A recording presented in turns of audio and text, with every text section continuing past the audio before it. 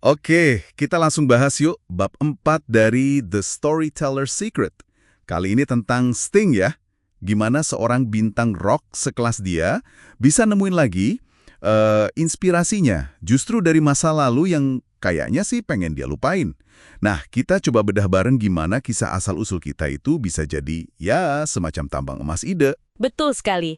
Konsep kisah asal-usul ini atau backstory ya, ini penting banget. Bukan cuma cerita lama, tapi ini kan fondasi diri kita.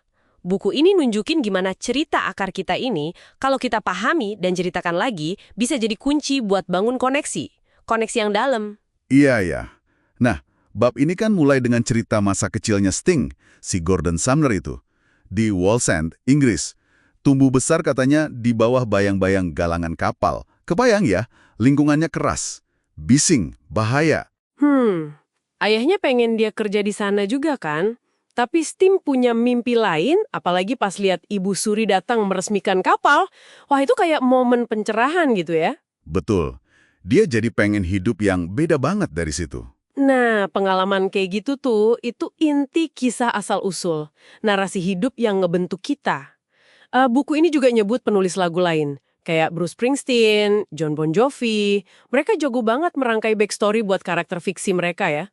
Kayak si Mary atau Tommy dan Gina itu. Oh iya ya, bikin pendengar jadi peduli gitu ya. Banget.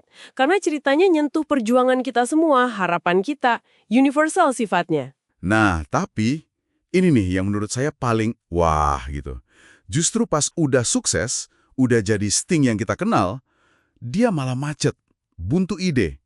Bertahun-tahun loh. Lama ya, bertahun-tahun itu nggak sebentar buat musisi sekelas dia. Iya. Terus dia sadar satu hal penting, karya terbaiknya itu muncul bukan pas cerita soal dirinya, tapi justru waktu dia bisa berempati, masuk ke cerita orang lain, melihat dari sudut pandang mereka. Betul, jadi ya agak ironis ya. Buat keluar dari situ, dia malah harus balik lagi ke sumber cerita paling personal. Yang paling dia kenal.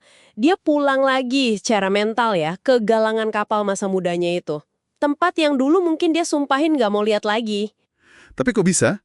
Maksudnya kenapa harus balik ke tempat yang justru pengen dia lupain?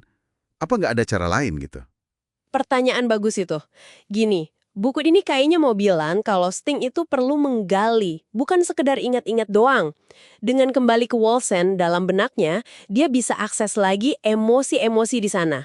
Kemarahan orang-orang, frustrasi, harapan, mimpi mereka. Oke. Jadi bukan cuma tempatnya, tapi orang-orang dan perasaan di dalamnya ya. Tepat. Dari situlah lahir musikal The Last Ship itu. Karakter-karakternya, Gideon Fletcher yang mirip dia, Mac Dawson, Father O'Brien, mereka semua hidup karena Sting berani hadapi backstory-nya.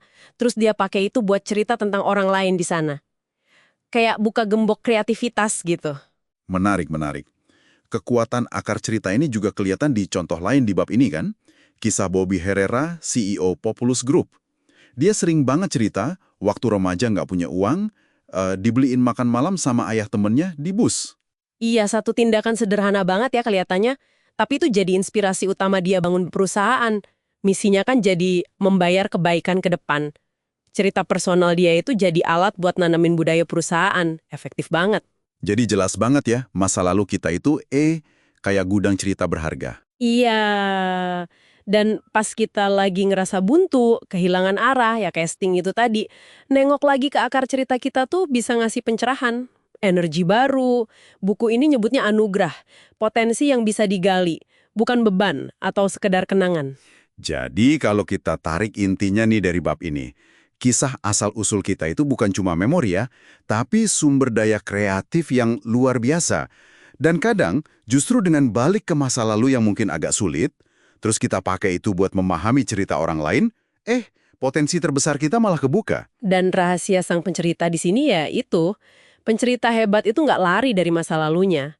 Mereka lihat kisah asal-usul itu sebagai ya anugerah yang ngebentuk mereka, hidupnya, karirnya, bisnisnya, dan mereka berani bagikan itu secara jujur. Bukan disimpan sendiri ya. Bukan, justru dibagikan buat bikin ikatan emosi yang kuat. Lalu, buat kita semua yang denger ini, apa artinya? Gimana cerita masa lalu Anda membentuk diri Anda sekarang? Nah, ini pertanyaan penting buat direnungkan ya.